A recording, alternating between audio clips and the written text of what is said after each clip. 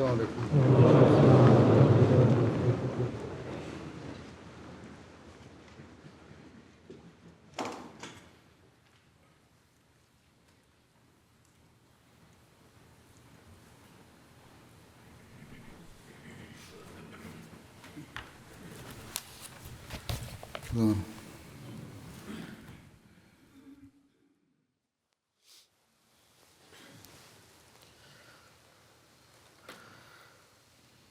اللہ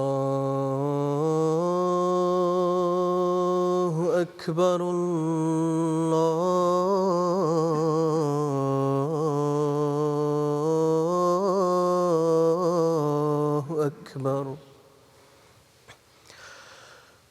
اللہ اکبر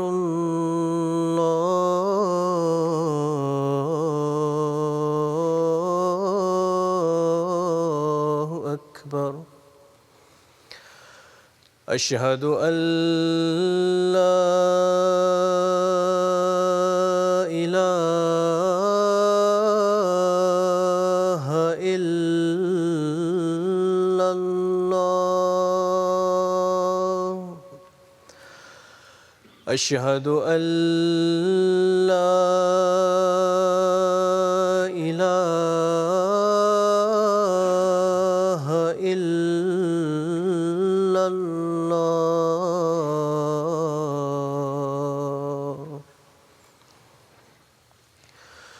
اشہد ان محمدًا رسول اللہ.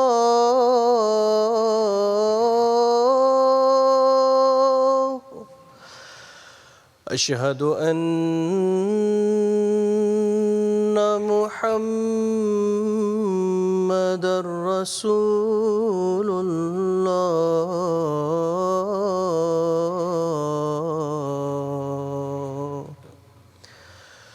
حی علی الصلاة.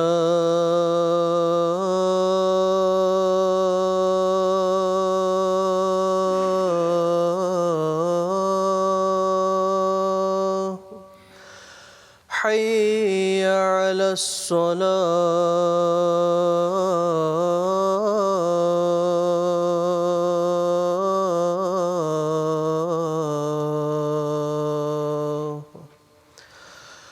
حی علی الفلاح.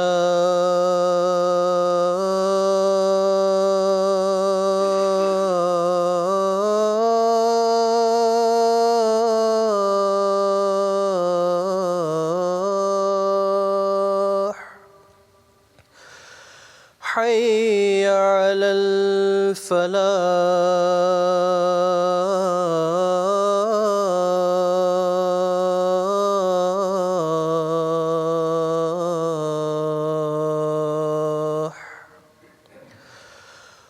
اللہ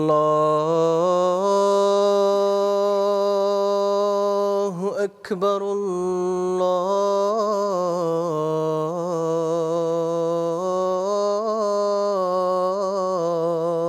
اکبر. لا الہ الا اللہ. السلام علیکم ورحمۃ اللہ.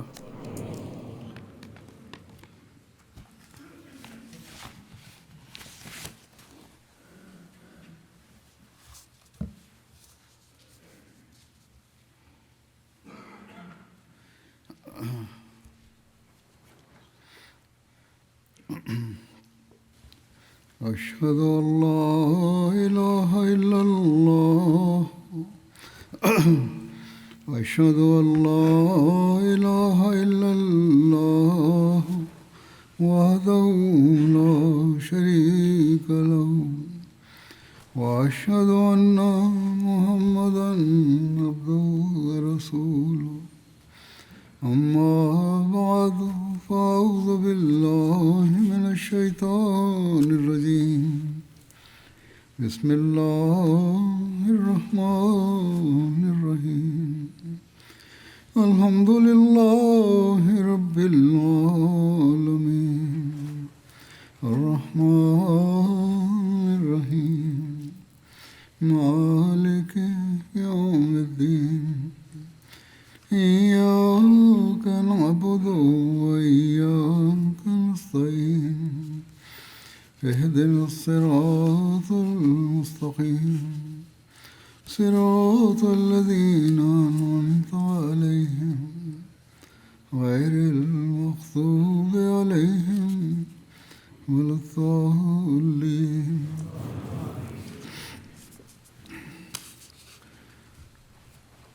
میں نے گزشتہ خطبے میں حضرت صلی اللہ علیہ وسلم کی سیرت کے حوالے سے آپ کی محبت الہی کے پہلو کا ذکر کیا تھا.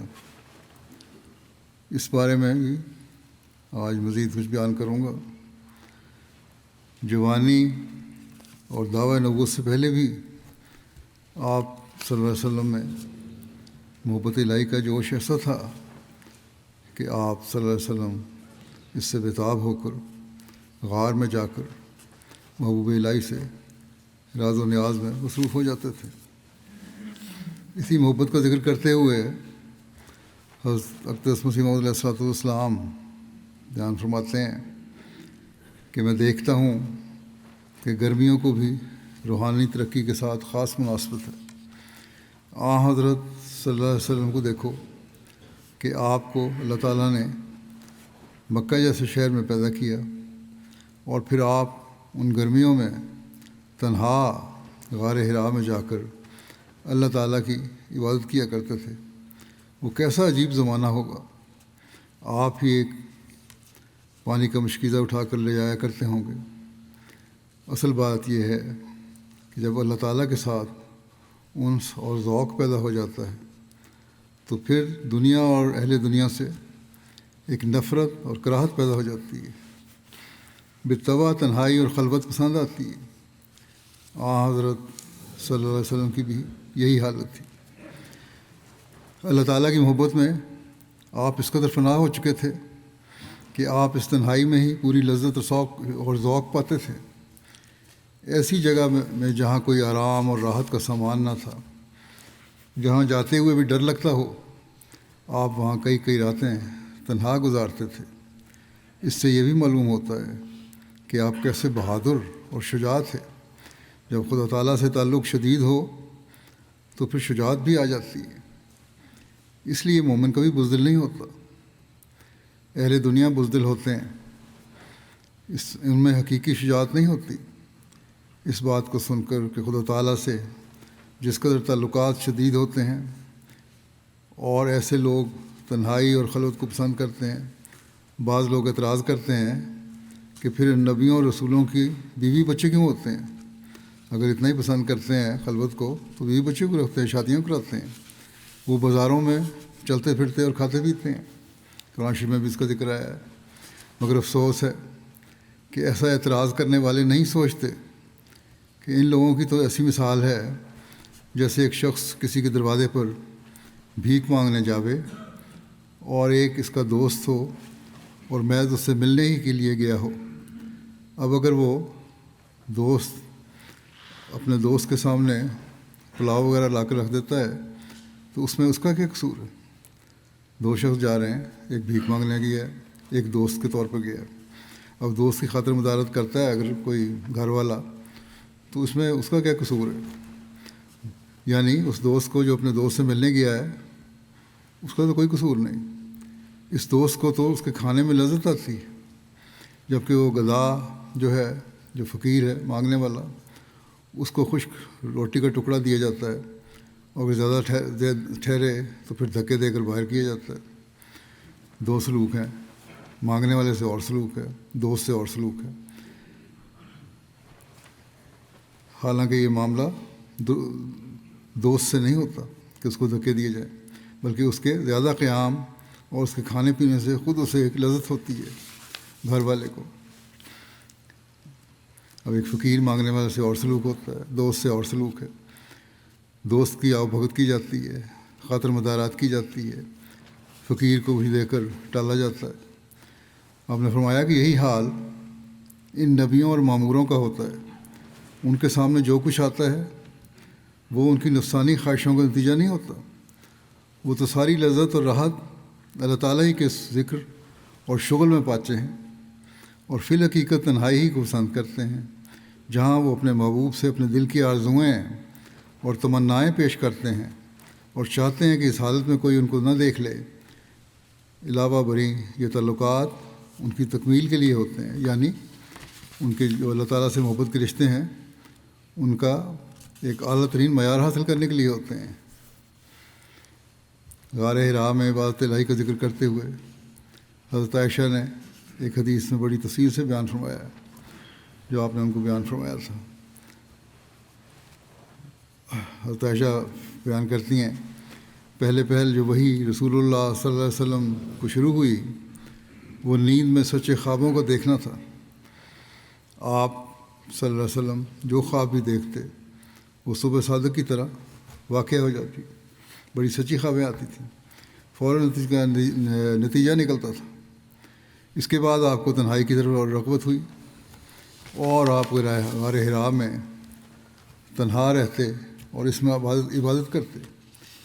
یہ عبادت چند گنتی کی راتوں کی تھی، جسے آپ بیشتر اس کے کہ آپ کو اپنے گھر والوں سے ملنے کی خواہش ہوتی پورا کر لیتے، اور اس کے لیے آپ توشہ ساتھ لے لیتے، یعنی کچھ کھانا پینا سامان ساتھ لے جاتے۔ پھر کچھ مدت کے بعد حضرت ختیجہ کے پاس واپس آتے اور اتنے ہی راتوں کے لیے اور زیادہ زیادہ لے لیتے۔ آخر آپ کے پاس حق آ گیا اور اس وقت آپ غار حرا میں تھے۔ آپ کے پاس فرشتہ آیا اور اس نے کہا پڑھو۔ آپ نے کہا میں تو ہرگز نہیں پڑھوں گا، پڑھنا نہیں جانتا۔ رسول اللہ صلی اللہ علیہ وسلم فرماتے تھے، حضرت عائشہ روایت کرتی ہیں کہ اس فرشتے نے مجھے پکڑا اور مجھے اس قدر بھینچا کہ میری طاقت اپنی انتہا کو پہنچ گئی۔ پھر اس نے مجھ کو چھوڑا اور کہنے لگا پڑھو۔ میں نے کہا میں نہیں پڑھوں گا، جانتا نہیں پڑھنا۔ پھر اس نے مجھے پکڑا اور دوبارہ اس زور سے پھینچا کہ میں بے ہوش ہو گیا۔ پھر اس نے مجھے چھوڑ دیا اور کہا پڑھو۔ میں نے کہا میں نہیں پڑھوں گا۔ پھر اس نے مجھے پکڑا، پھر اس نے تیسری دفعہ مجھے زور سے بھینچا، پھر اس نے مجھے چھوڑ دیا اور کہنے لگا اقرأ بسم ربک الذی خلق خلق الانسان من علق اقرأ وربک الاکرم، یعنی پڑھو اپنے رب کا نام لے کر جس نے پیدا کیا انسان کو ایک لوتھڑے سے، جس نے پیدا کیا انسان کو ایک لوتھڑے سے پیدا کیا، پڑھو اور تمہارا رب بہت ہی کریمانہ صفات والا ہے۔ ان آیات کو لے کر رسول اللہ صلی اللہ علیہ وسلم واپس لوٹے غار سے۔ جب آپ حضرت ختیجہ کے پاس گھر آئے تو آپ کو دل دھڑک رہا تھا۔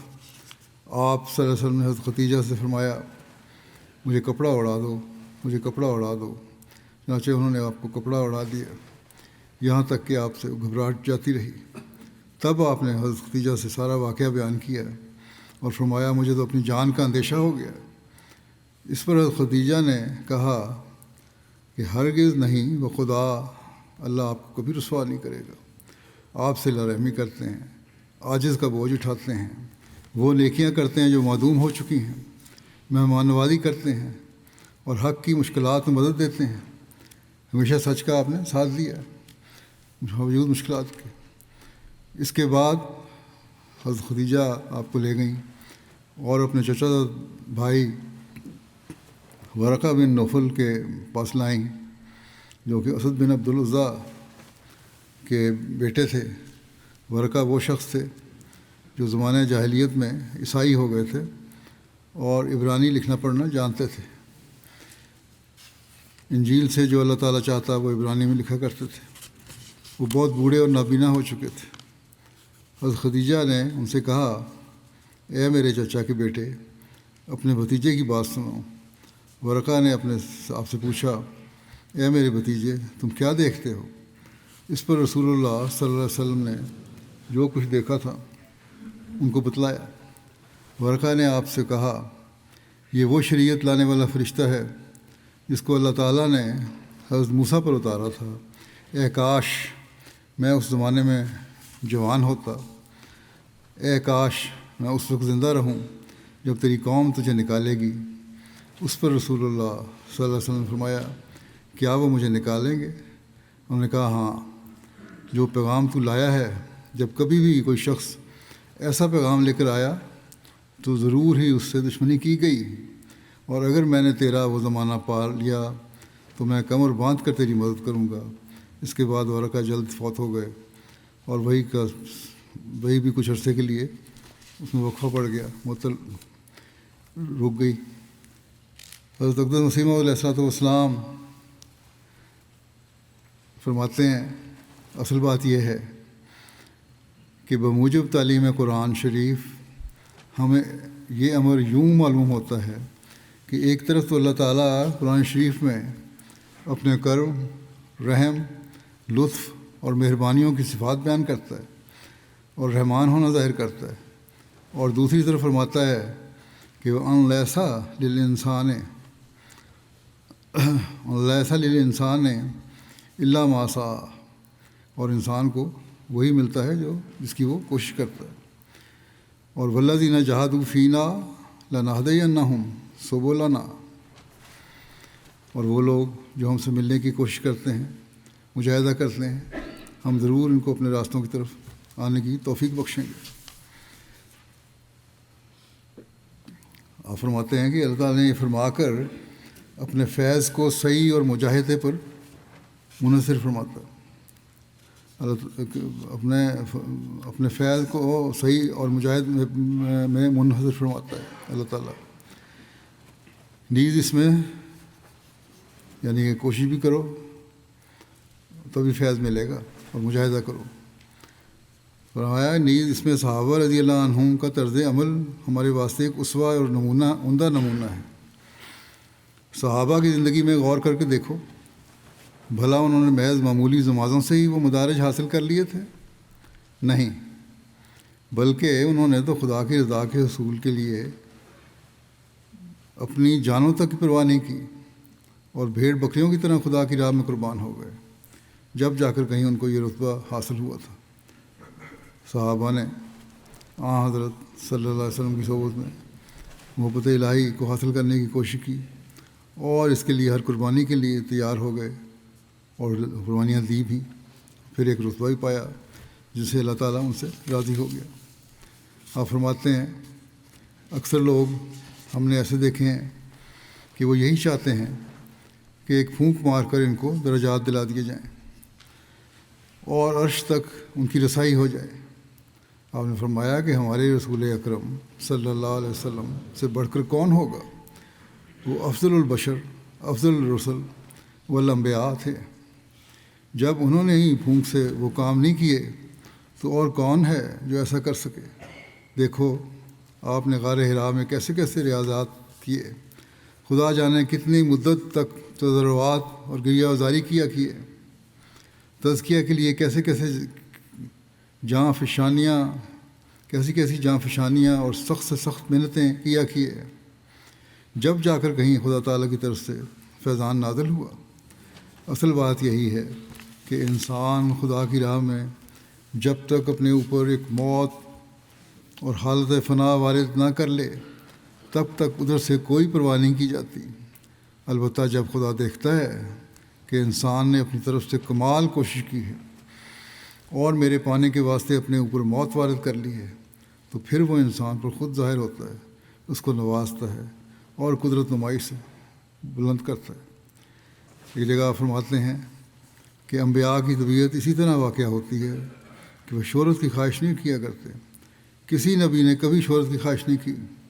ہمارے نبی کریم صلی اللہ علیہ وسلم بھی خلوت اور تنہائی کو پسند کرتے تھے۔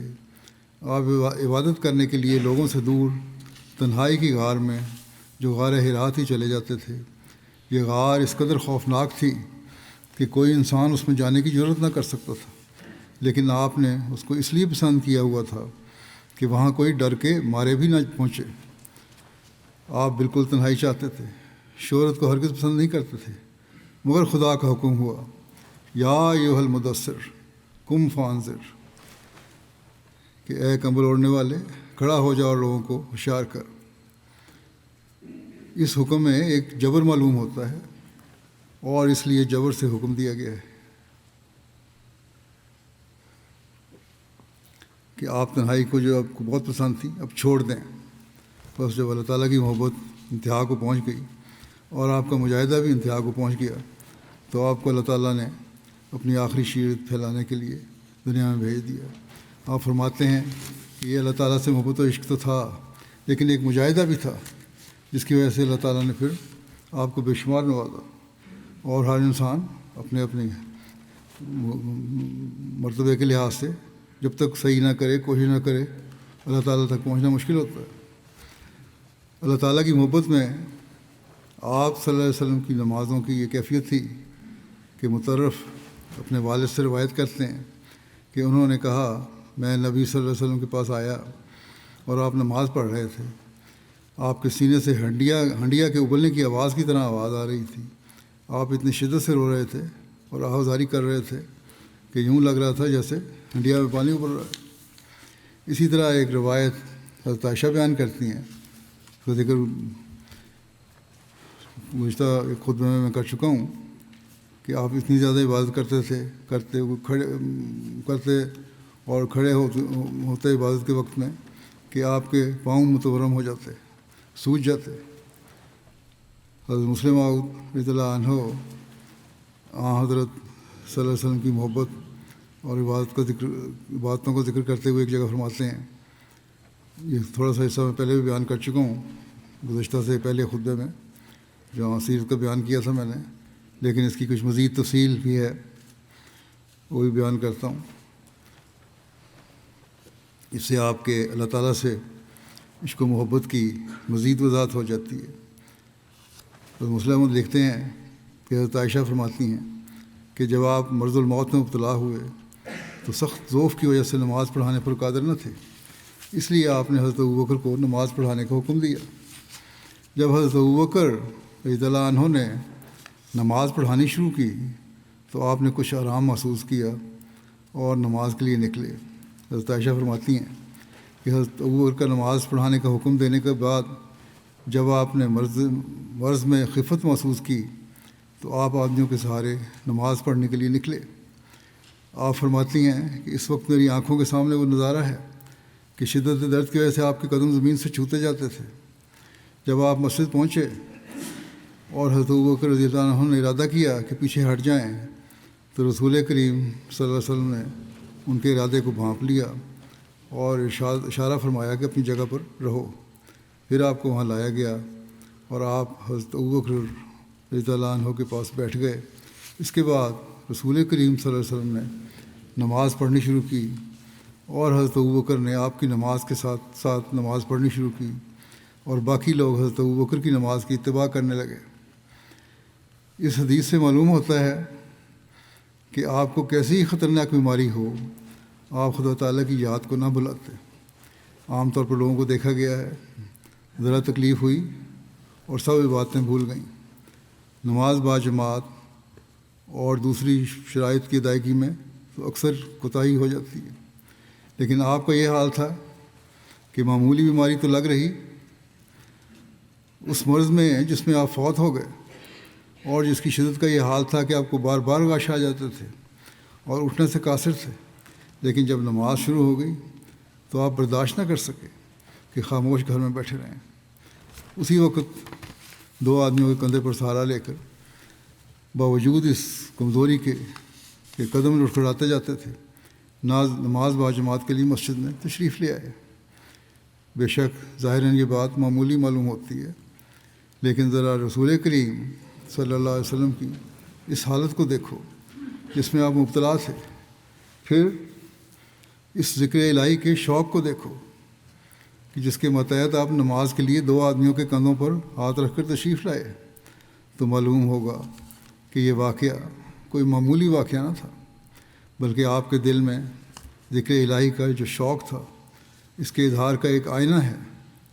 ہر ایک صاحب بصیرت سمجھ سکتا ہے کہ ذکر الہی آپ کی غذا تھی اور اس کے بغیر آپ اپنی زندگی میں کوئی لطف نہ پاتے تھے۔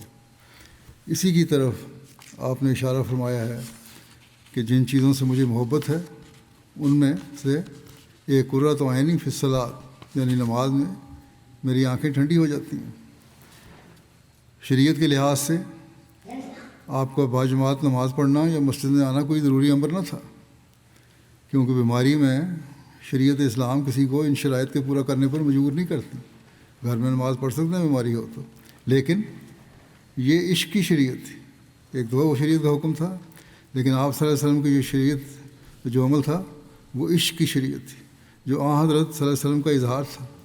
وہ تو شریعت کے احکام تھے، لیکن یہ عشق کی شریعت تھی، یہ عشق کی باتیں تھیں، یہ محبت کے احکام تھے جو اس سے بڑھ کر تھے۔ اس میں عشق اور محبت ٹپک رہی تھی۔ بے شک شریعت آپ کو اجازت دیتی تھی کہ آپ گھر میں ہی نماز ادا فرماتے، لیکن آپ کو ذکر الہی سے جو محبت تھی وہ مجبور کرتی تھی کہ خواہ کچھ بھی ہو آپ ہر ایک تکلیف برداشت کر کے تمام شرائط کے ساتھ ذکر الہی کریں اور اپنے پیارے کو یاد کریں۔ جب اس تکلیف کی حالت میں آپ کو ذکر الہی سے یہ وابستگی تھی تو صحت کی حالت میں قیاس کیا جا سکتا ہے۔ آدمی سوچ سکتا ہے کہ آپ کس جوش کے ساتھ اپنے پیارے کے ذکر میں مشغول رہتے ہوں گے۔ رسول کریم صلی اللہ علیہ وسلم کو اللہ تعالیٰ سے ایسا تعلق تھا کہ خدا تعالیٰ کا ذکر آتے ہی آپ کے اندر ایک جوش پیدا ہو جاتا تھا۔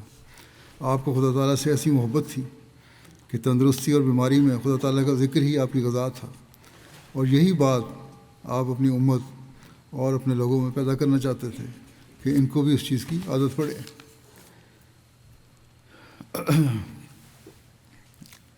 جیسا پہلے خطبے میں نے آپ کی سیرت کے بیان کیا تھا، مختصر حدیث بیان کی تھی، اس میں کچھ بعض تفصیلیں ایسی ہیں جو دوبارہ بیان کرنے والی ہیں، اس لیے بیان کرتا ہوں۔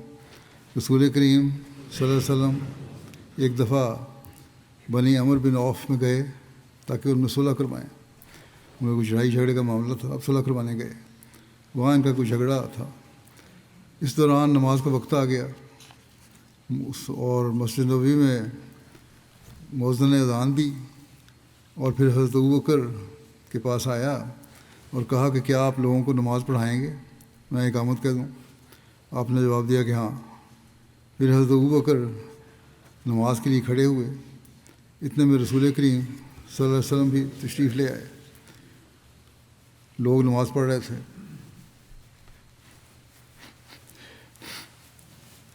آپ اس دوران ایک راستے سے گزر کے آگے چلے گئے اور پہلی صف میں جا کر کھڑے ہو گئے۔ جب آپ کی آمد کی اطلاع ہوئی تو لوگ تالیاں پیٹنے لگے تاکہ حضرت ابوبکر کو معلوم ہو جائے، لیکن حضرت ابوبکر نماز میں کسی دوسری طرف توجہ نہ فرماتے تھے۔ ایک عجیب ایک شغف تھا نماز کی طرف تو عبادت میں، اور توجہ نہیں ہوتی تھی۔ جب تالیاں پیٹنا طول پکڑ گیا تو پھر حضرت ابوبکر متوجہ ہوئے اور معلوم کیا کہ رسول کریم صلی اللہ علیہ وسلم تشریف لائے۔ رسول کریم صلی اللہ علیہ وسلم نے آپ کی طرف اشارہ فرمایا کہ اپنی جگہ ٹھہرے رہو۔ اس پر حضرت ابوبکر نے اپنے ہاتھ اٹھائے اور اس عزت افزائی پر خدا تعالیٰ کا شکر اور حمد ادا کی۔ پھر آپ پیچھے ہٹ گئے اور صف میں مل گئے، اور رسول کریم صلی اللہ علیہ وسلم آگے بڑھے اور نماز پڑھائی۔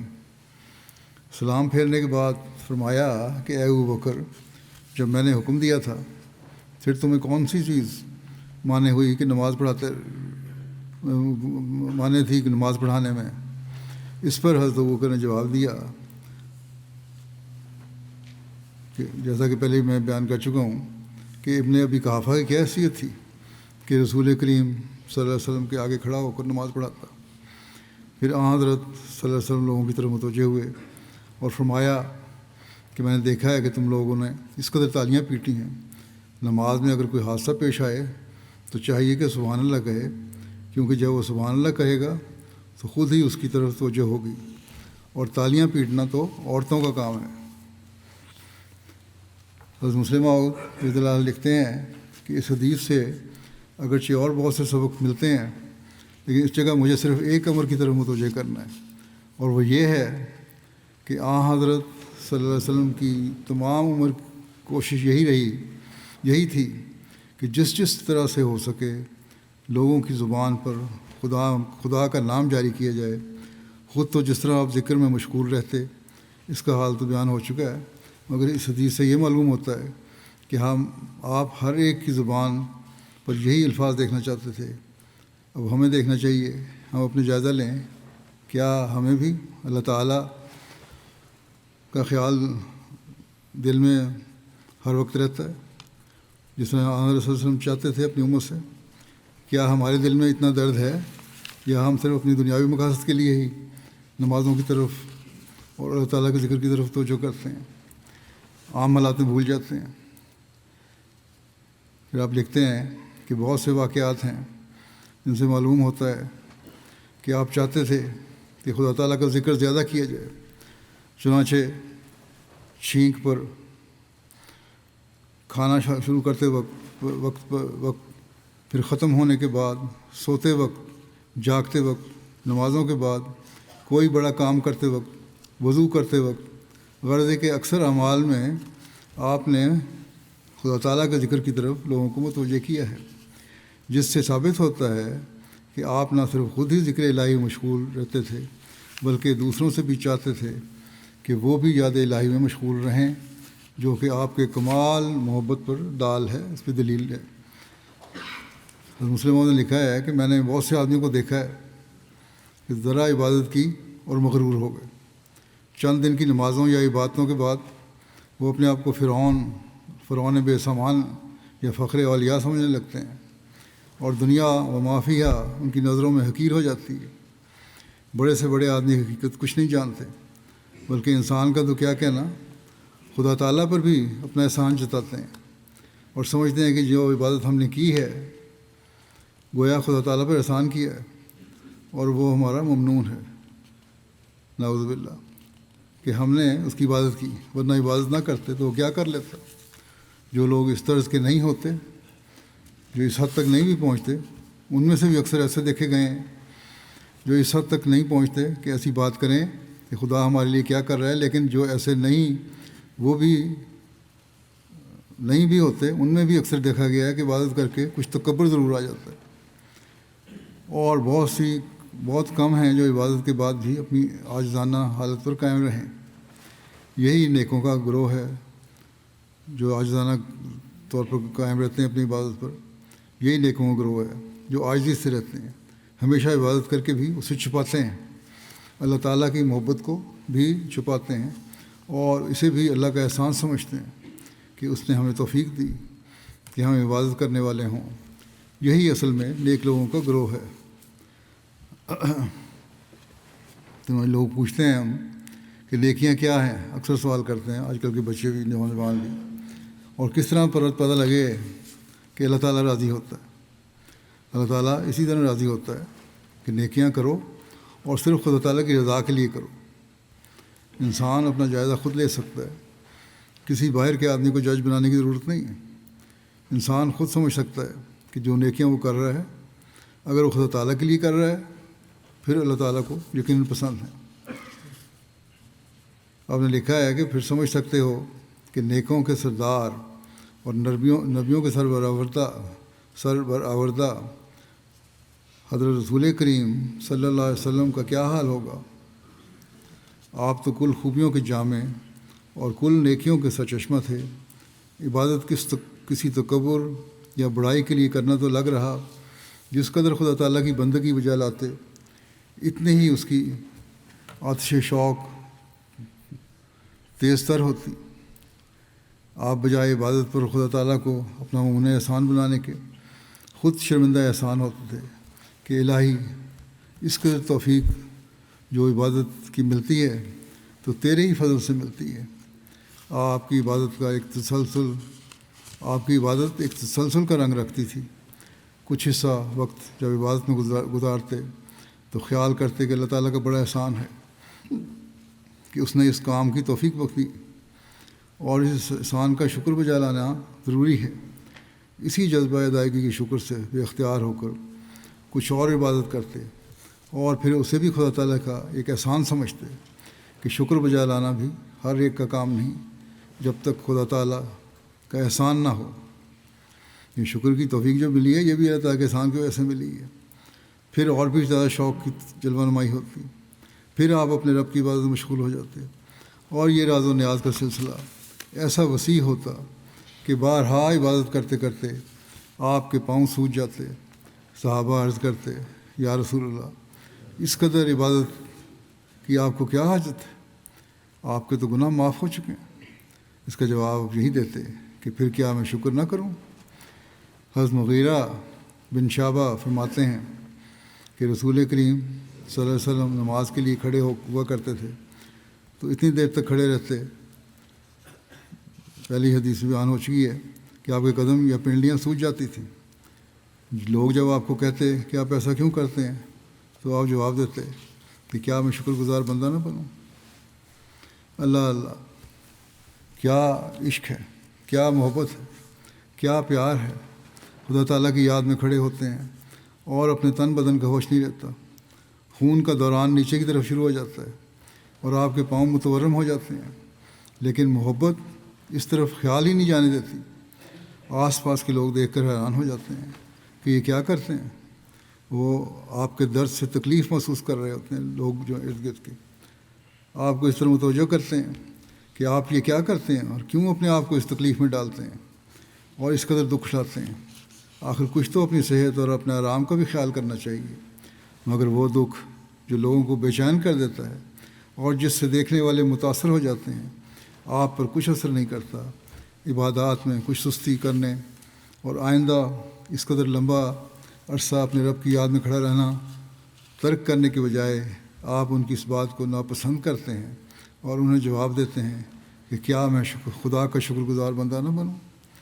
وہ مجھ پر اس قدر احسان کرتا ہے، اس قدر فضل کرتا ہے، اس شفقت کے ساتھ مجھ سے پیش آتا ہے، پھر کیا اس کے اس حسن سلوک کے بدلے میں اس کے نام کا ورد نہ کروں، اس کی بندگی میں کوتاہی شروع کر دوں؟ کیا اخلاص سے بھرا اور کیسی شکر گزاری ظاہر کرنے والا یہ جواب ہے، اور کس طرح آپ کے قلب مطہر کے جذبات کو کھول کر پیش کر دیتا ہے۔ خدا کی یاد اور اس کے ذکر کی یہ تڑپ اور کسی کے دل میں ہے؟ کیا کوئی اور اس کا نمونہ پیش کر سکتا ہے؟ کیا کسی اور قوم کا بزرگ آپ کے اس اخلاص کا مقابلہ کر سکتا ہے؟ لیکن دیکھیں، جہاں آپ یہ خود کرتے تھے وہاں اپنی امت سے بھی توقع رکھتے تھے کہ وہ بھی ایسا کرے۔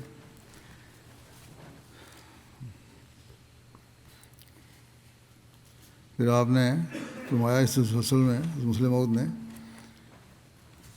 کہ آپ کس طرح اپنے کاموں میں مشغول رہتے تھے۔ یہ نہیں کہ صرف عبادت کر لی اور باقی کام ختم ہو گئے، اور یہی نہیں کہ آپ صلی اللہ علیہ وسلم رات کے وقت عبادت کے لیے اٹھ کر کھڑے ہو جاتے اور دن بھر سوئے رہتے تھے، کیونکہ اگر ایسا ہوتا تو پھر اس شوق اور تڑپ کا پتہ نہ لگتا جو اس صورت میں ہے کہ دن بھر بھی آپ خدا تعالیٰ کے نام کی اشاعت اور اس کی اطاعت و فرمانبرداری کا رواج دینے کی کوشش میں لگے رہتے، خود 5 وقت میں امام ہو کر نماز پڑھاتے تھے، دور دور کے جو وفود اور سفراء آتے تھے ان کے ساتھ خود ہی ملاقات کرتے اور ان کے مطالبات کا جواب دیتے، جنگوں کی کمان بھی خود ہی کرتے، صحابہ کو قرآن شریف کی تعلیم بھی دیتے، جج بھی خود تھے، تمام دن جس قدر جھگڑے لوگوں میں ہوتے ان کا فیصلہ کرتے، مال کا انتظام، بیت المال کا انتظام، ملک کا انتظام، دین اسلام کا اجرا، بیویوں کے حقوق کا دفاع، پھر گھر کے کام کاج میں شریک ہونا، یہ سب کام آپ دن کے وقت کرتے اور ان کے بجا لانے کے بعد بجائے اس کے کہ چور ہو کر بستر پر جا پڑیں اور سورج نکلنے تک اس سے سر نہ اٹھائیں، بار بار اٹھ کر بیٹھ جاتے اور اللہ تعالیٰ کی تسبیح کرتے، تحمید کرتے اور نصف رات کے گزرنے پر اٹھ کر وضو کرتے اور تنہا جب چاروں طرف خاموشی اور سناٹا چھایا ہوا ہوتا اپنے رب کے حضور میں نہایت عز و نیاز سے کھڑے ہو جاتے اور تلاوت قرآن شریف کرتے اور اتنی دیر تک کھڑے رہتے کہ آپ کے پاؤں متورم ہو جاتے، حتیٰ کہ عبداللہ بن مسعود فرماتے ہیں کہ ایک دفعہ میں بھی آپ کے ساتھ نماز پڑھنے کھڑا ہو گیا تو اس قدر تکلیف ہوئی کہ قریب تھا کہ میں نماز توڑ کر بھاگ جاتا، کہ کیونکہ میرے قدم اب زیادہ بوجھ برداشت نہیں کر سکتے تھے اور میری طاقت سے باہر تھا کہ زیادہ دیر کھڑا رہ سکوں۔ یہ بیان اس شخص کا ہے جو نوجوان اور رسول کریم صلی اللہ علیہ وسلم سے عمر میں کہیں کم تھا، جسے سمجھ میں آ سکتا ہے کہ آپ کی ہمت اور جذبہ محبت ایسا تیز تھا کہ باوجود پیری کے یعنی بڑھاپے کے اور دن بھر کام میں مشغول رہنے کے، آپ عبادت میں اتنی دیر کھڑے رہتے کہ جوان اور پھر مضبوط جوان جن کے کام آپ کے کاموں کے مقابلے میں پاسنگ بھی نہ تھے، آپ کے ساتھ کھڑے نہ رہ سکے اور تھک کر رہ جاتے۔ یہ عبادت کیوں تھی؟ کس وجہ سے تھی؟ آپ یہ مشقت برداشت کرتے تھے؟ کس وجہ سے آپ یہ مشقت برداشت کرتے تھے؟ صرف اس لیے کہ آپ ایک شکر گزار بندے اور آپ کا دل خدا تعالیٰ کے احسانات کو دیکھ کر ہر وقت اس کا ذکر کرنے کی طرف مائل رہتا تھا۔ اللہ تعالیٰ سے ایک محبت تھی آپ کو۔ ابو سلمہ بن عبد الرحمن کی روایت ہے، انہوں نے حضرت عائشہ رضی اللہ عنہا سے پوچھا کہ رسول اللہ صلی اللہ علیہ وسلم کی نماز رمضان میں کیسی ہوتی تھی؟ اب بھی ایک مہینے تک رمضان آ رہا ہے، ہمیں بھی رمضان میں تو ہم کرتے ہیں باتیں، پہلے بھی کرنی چاہیے۔ بہرحال حضرت عائشہ نے کہا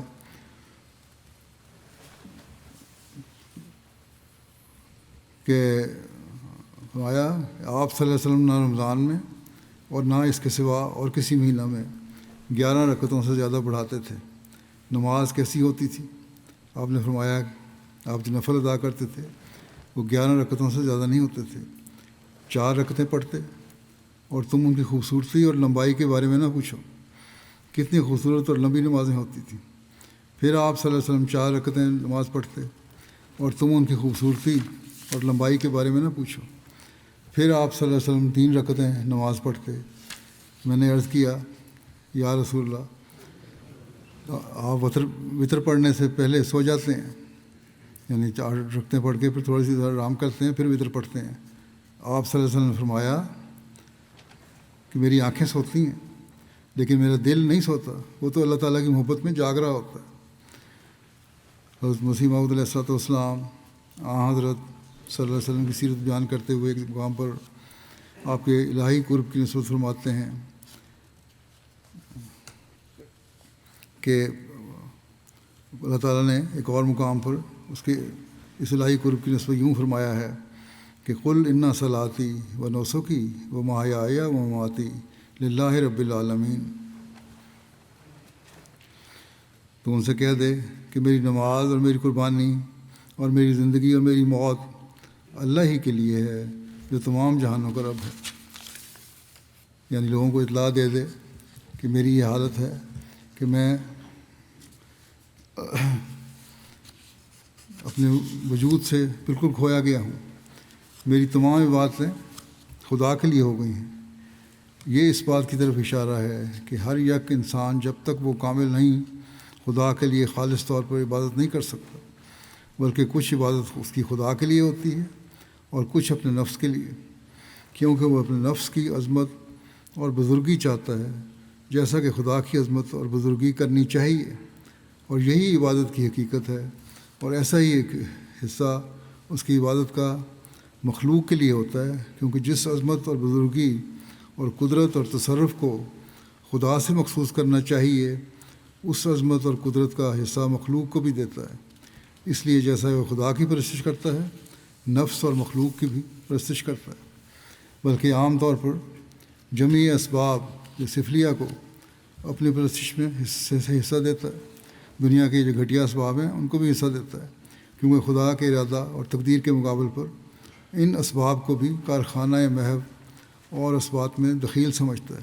پس ایسا انسان خدا تعالیٰ کا سچا پرستار نہیں ٹھہر سکتا جو کبھی خدا کی عظمت کو اپنے نفس کو شریک ٹھہراتا ہے اور کبھی مخلوق اور کبھی اسباب کو، بلکہ سچا پرستار وہ ہے جو خدا کی تمام عظمتیں اور تمام بزرگیاں اور تمام تصرف خدا کو ہی دیتا ہے، نہ کسی اور کو۔ اور جب اس مرتبہ توحید پر انسان کی پرستش پہنچ جائے، تب اس وقت وہ حقیقی طور پر خدا کا پرستار کہلا سکتا ہے۔ اور ایسا انسان جیسا کہ زبان سے کہتا ہے کہ خدا واحد لا شریک ہے، لا الہ الا اللہ پڑھتا ہے، اور ایسا ہی وہ اپنے فعل سے یعنی عبادت سے بھی خدا کی توحید پر گواہی دیتا ہے۔ بس اسی مرتبہ کاملہ کی طرف اشارہ ہے جو آیت مذکورہ والا میں حضرت صلی اللہ علیہ وسلم کو فرمایا گیا کہ تو لوگوں کو کہہ دے کہ میری تمام عبادتیں خدا کے لیے ہیں، یعنی نفس کو اور مخلوق کو اور اسباب کو میری عبادت میں سے کوئی حصہ نہیں۔ اور پھر بعد اس کے فرمایا کہ میری قربانی بھی خاص خدا کے لیے ہے، اور میرا جینا بھی خدا کے لیے ہے، اور میرا مرنا بھی خدا کے لیے ہے۔ یاد رہے کہ نسیکہ لغت عرب میں قربانی کو کہتے ہیں، اور لفظ نسک جو آیت میں موجود ہے اس کی جمع ہے، اور نیز دوسرے معنی اس کے عبادت کے بھی ہیں۔ بس اس جگہ ایسا لفظ استعمال کیا گیا جس کے معنی عبادت اور قربانی دونوں پر اطلاق پاتے ہیں۔ یہ اس بات کی طرف اشارہ ہے کہ کامل عبادت جس میں نفس اور مخلوق اور اسباب شریک نہیں ہیں در حقیقت یہ قربانی ہے، اور کامل قربانی در حقیقت کامل عبادت ہے۔ اور پھر بعد اس کے جو فرمایا کہ میرا جینا بھی خدا کے لیے ہے اور میرا مرنا بھی خدا کے لیے ہے، یہ آخری فقرہ قربانی کے لفظ کی تشریح ہے، تاکہ کوئی اس وہم میں نہ پڑے کہ قربانی سے مراد بکری کی قربانی یا گائے کی قربانی یا اونٹ کی قربانی ہے، اور تا اس لفظ سے کہ میرا جینا اور میرا مرنا خاص خدا کے لیے ہے صاف طور پر سمجھا جائے کہ اس قربانی سے مراد روح کی قربانی ہے، اور قربانی کا لفظ قرب سے لیا گیا ہے، اور یہ اس بات کی طرف اشارہ ہے کہ خدا کا قرب تب حاصل ہوتا ہے کہ جب تمام نفسانی قوا اور نفسانی جنبشوں پر موت آ جائے۔ غرض یہ آیت حضرت صلی اللہ علیہ وسلم کے قرب تام پر ایک بڑی دلیل ہے، آپ کا ایک انتہائی کا کامل طور پر ایک قرب ہے اللہ تعالیٰ کے ساتھ۔ اور یہ آیت بتلا رہی ہے کہ حضرت صلی اللہ علیہ وسلم اس قدر خدا میں گم اور محو ہو گئے تھے کہ آپ کی زندگی کے تمام انفاس اور آپ کی موت محض خدا کے لیے ہو گئی تھی، اور آپ کے وجود میں نفس اور مخلوق اور اسباب کا کچھ حصہ باقی نہیں رہا تھا، اور آپ کی روح خدا کے آستانے پر ایسے اخلاص سے گری تھی کہ اس میں غیر کی ایک ذرہ آمیزش نہیں رہی تھی۔ حضرت مسیح علیہ السلام ایک اور جگہ فرماتے ہیں خدا تعالیٰ نے اگرچہ بعض اشیاء جائز تو کر دی ہیں، مگر اس سے یہ مطلب نہیں کہ عمر ہی اس میں بسر کی جاوے۔ خدا تعالیٰ تو اپنے بندوں کی صفت میں فرماتا ہے والذین یبیتون لربہم سجدا وقیاما، اور وہ لوگ جو اپنے رب کے لیے راتیں سجدوں میں اور کھڑے ہو کر گزار دیتے ہیں، کہ وہ اپنے رب کے لیے تمام رات سجدوں میں گزارتے ہیں اور قیام میں گزارتے ہیں۔ اب دیکھو رات دن بیویوں میں غرق رہنے والے خدا کے منشا کے موافق رات کیسے عبادت میں کاٹ سکتا ہے؟ وہ بیویاں کیا کرتا ہے؟ گویا خدا کے لیے شریک پیدا کرتا ہے۔ حضرت صلی اللہ علیہ وسلم کی 9 بیویاں تھیں، اور باوجود ان کے پھر بھی آپ ساری رات خدا کی عبادت میں گزارتے تھے۔ ایک رات آپ کی باری عائشہ صدیقہ رضی اللہ عنہا کے پاس تھی۔ کچھ حصہ رات کا گزر گیا تو عائشہ کی آنکھ کھلی، دیکھا کہ آپ موجود نہیں۔ اسے شبہ ہوا کہ شاید آپ کسی اور بیوی کے ہاں گئے ہوں گے۔ انہوں نے اٹھ کر ہر ایک گھر میں تلاش کیا مگر آپ نہ ملے۔ آخر دیکھا کہ آپ قبرستان میں ہیں اور سجدے میں رو رہے ہیں۔ اب دیکھو کہ آپ زندہ اور چاہتی بیوی کو چھوڑ کر مردوں کی جگہ قبرستان میں گئے اور روتے رہے، تو کیا آپ کی بیویاں حظ نفس یا اتباع شہوت کی بنا پر ہو سکتی ہیں؟ اعتراض کرتے ہیں جو آپ پر اعتراض کرنے والے۔ غرض کے خوب یاد رکھو کہ خدا کا اصل منشا یہ ہے کہ تم پر شہوات غالب نہ آویں، اور تقوی کی تکمیل کے لیے اگر ضرورت حقہ پیش آوے تو اور بیوی کر لو۔ یہ عام نصیحت بھی آپ نے فرمائی جماعت کے افراد کو کہ تقوی کے پیش نظر اگر بیویاں کرنی ہیں تو کرو، لیکن یہ نہیں ہے کہ ذاتی خواہشات اور شہوات کی خاطر شادیاں کی جائیں یا زیادہ بیویاں کی جائیں، جو آج کل شکایتیں بھی آتی ہیں اس کی۔ اسلام اس کی اجازت نہیں دیتا، ضرورت جائز ہونی چاہیے۔ اس لیے اسلام پر یہ اعتراض ہوتا ہے کہ اسلام میں جو ناجائز طور پر شادیاں کرتے ہیں تو وہ انہیں کی وجہ سے اعتراض ہوتا ہے کہ اسلام میں شادیوں کی اجازت ہے۔ لیکن یاد رکھنا چاہیے مسلمانوں کو بھی اور اعتراض کرنے والوں کو بھی کہ اس کے لیے بھی کچھ شرائط ہیں اور ان کو پورا کرنا ضروری ہے۔ ایک روایت میں آتا ہے، حضرت انس رضی اللہ عنہ سے روایت ہے کہ رسول اللہ صلی اللہ علیہ وسلم نے فرمایا، پہلے بھی حدیث یہ خطبہ میں بیان کر چکا ہوں کہ دنیاوی چیزوں میں سے مجھے بیوی اور خوشبو پسند ہے، لیکن سب سے زیادہ چیز جو مجھے پسند ہے اور آنکھوں کی ٹھنڈک ہے وہ میری نماز ہے۔ اس کی کیونکہ ایک وضاحت، تفصیلی وضاحت حضرت مسلم موعود کی طرف سے ملی ہے، وہ میں دوبارہ اس لیے رکھا ہے، آپ نے وضاحت کی ہے اس کی کہ قرۃ عینی فی الصلاۃ کہ نماز میں میری آنکھوں کی ٹھنڈک رکھی گئی ہے۔ یہ بھی خاص امتیاز ہے جو اسلام کو دیگر مذاہب کے مقابلے میں حاصل ہے۔ دنیا میں کوئی قوم نہیں جس میں نماز کی طرح عبادت میں باقاعدگی رکھی گئی ہو۔ پچھلے تمام مذاہب ظاہری حرکات پر زور دیتے رہے یا ان میں عبادت کے اوقات اتنے فاصلے پر رکھے گئے ہیں کہ روحانیت کمزور ہو جاتی ہے، مگر صرف اسلام ہی ایک ایسا مذہب ہے کہ جس کے ماننے والوں کو ایک دن میں 5 وقت عبادت کے لیے بلایا جاتا ہے، اور کوئی مذہب ایسا نہیں۔ اب یہ لوگوں کو سوچنا چاہیے کہ 5 وقت نمازیں فرض کی گئی ہیں تو ان کا ادا کرنا بھی ضروری ہے تاکہ روحانیت بھی قائم رہے، صرف دنیا داری میں نہ پڑے رہیں۔ آپ نے لکھا کہ عیسائی اور ہندو ہفتے میں ایک بار عبادت کے لیے جاتے ہیں۔ ممکن ہے ان میں سے بعض لوگ رات دن عبادت کرتے ہوں، مگر یہ اجتماعی عبادت کا ذکر ہے۔ ایک دن میں کئی بار عبادت کرنے کا حکم رسول کریم صلی اللہ علیہ وسلم نے ہی دیا ہے۔ پھر صلوات کے معنی دعا کے بھی ہیں، اور اس طرح رسول کریم صلی اللہ علیہ وسلم نے دعا پر زور دیا ہے۔ دوسرے مذاہب کی باتوں میں ظاہری باتوں پر زور دیا گیا ہے اور ان کے ذریعہ عبادت میں لذت پیدا کرنے کی کوشش کی گئی ہے۔ مثلا آریوں اور عیسائیوں میں گانا بجانا ہوتا ہے، مگر رسول کریم صلی اللہ علیہ وسلم فرماتے ہیں، مجھے ایسی عبادت عطا ہوئی ہے کہ اسی میں لذت ہے، اور ایسی لذت ہے جس کا کوئی مذہب مقابلہ نہیں کر سکتا۔ بس گانا بجانا نہیں بلکہ خاموشی سے اللہ تعالیٰ کی عبادت، اس کی تحمید و تقدیس بیان کرنا اور اللہ تعالیٰ کی ثنا کرنا اور پھر گریہ وزاری کرنا، یہ چیزیں ایسی ہیں اور ایسی عبادت ہے جس کا مزہ ہے، اور اس سے پھر اللہ تعالیٰ کی محبت بھی بڑھتی ہے۔ بس ہمیں آپ صلی اللہ علیہ وسلم کے اصول پر چلتے ہوئے نمازوں اور عبادت کے لیے یہ معیار حاصل کرنے کی کوشش کرنی چاہیے، تب ہی ہم حقیقی طور پر مسلمان کہلا سکتے ہیں۔ حضرت مسیح موعود علیہ الصلوۃ والسلام نے حضرت میر ناصر نواب صاحب کو ایک خط لکھتے ہوئے فرمایا، جس میں آپ لکھتے ہیں کہ جو آپ نے اپنے عملی طریق کے لیے دریافت کیا ہے وہ یہی امر ہے کہ رسول اللہ صلی اللہ علیہ وسلم کے حقیقی اتباع کی طرف رغبت کریں، رسول اللہ صلی اللہ علیہ وسلم کی حقیقی اتباع کی طرف رغبت کریں۔ رسول اللہ صلی اللہ علیہ وسلم نے جن اعمال پر نہایت درجہ اپنی محبت ظاہر فرمائی ہے وہ 2 ہیں، ایک نماز اور ایک جہاد۔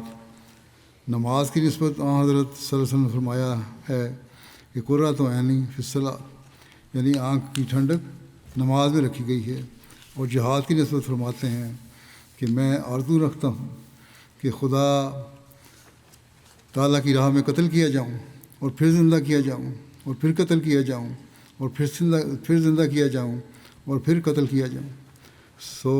یہ بیان کر کے آپ فرماتے ہیں کہ اس زمانے میں جہاد روحانی صورت سے رنگ پکڑ گیا، اور اس رنگ کا جہاد یہی ہے کہ اعلاء کلمہ اسلام میں کوشش کریں، مخالفوں کے الزامات کا جواب دیں، دین متین اسلام کی خوبیاں دنیا میں پھیلاویں، حضرت صلی اللہ علیہ وسلم کی سچائی دنیا پر ظاہر کریں۔ یہی جہاد ہے جب تک خدا تعالیٰ کوئی دوسری صورت دنیا میں ظاہر کرے۔ بس ہمیں قلمی اور تبلیغی جہاد میں بھی اسی وقت برکت پڑے گی جب ہم اپنی عبادت کے معیار اور اللہ تعالیٰ کی محبت کو بھی بڑھائیں گے۔ اگر ہم چاہتے ہیں کہ اس جہاد میں حصہ لیں تو پھر اللہ تعالیٰ کی محبت اور دعاؤں کی طرف بھی ہمیں توجہ دینی ہوگی، اپنی عبادتوں کی طرف بھی ہمیں توجہ دینی ہوگی، اور اگر ہم آپ صلی اللہ علیہ وسلم کے سبب چلتے ہوئے یہ کریں گے تو تب بھی ہمارے کاموں میں برکت بھی پڑے گی۔ اللہ تعالیٰ ہمیں اس کی توفیق عطا فرمائے۔ آج بنگلہ دیش کی جماعت کا جلسہ بھی ہو رہا ہے، وہاں مخالفت بھی کافی ہوتی ہے، ان کے لیے بھی دعا کریں اللہ تعالیٰ ہم سب کو اپنی حفاظت میں رکھے اور ان کا جلسہ بھی خیر و خوبی اختتام پذیر ہو۔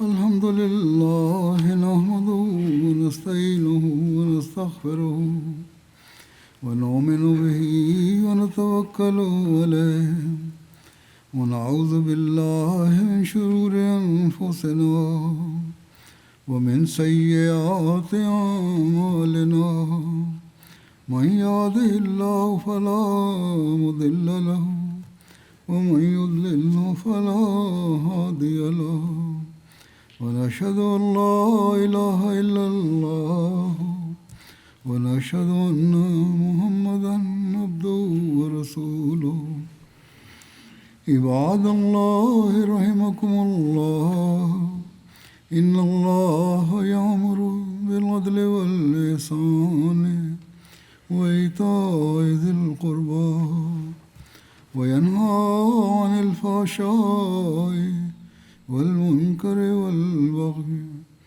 يعظكم لعلكم تذكرون اذكروا الله يذكركم وادعوه يستجب لكم ولذكر الله أكبر